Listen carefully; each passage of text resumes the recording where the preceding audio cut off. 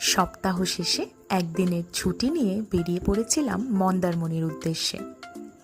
Check in করেছিলাম সমুদ্রের পাড়ের এই সুন্দর রিসর্টে। এই রিসর্টটার নাম ভোরের আলো। এই রিসর্টের ভেতরটা যেমনই সুন্দর, আর এর লোকেশনও ততটাই সুন্দর, একদম সমুদ্রের পাড়ে।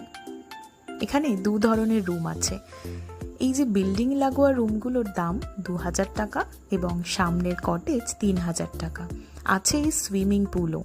নিজের ইচ্ছা মতো প্রচুর সময় এখানে আপনারা কাটাতেই পারেন। এটা ছিল রিসর্টের আমার ফেভারিট জায়গা।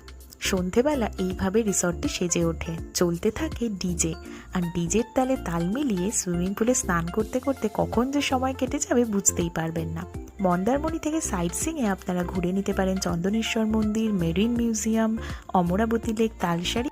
ভিডিও দেখার জন্য আমার চ্যানেলটি ভিজিট করুন।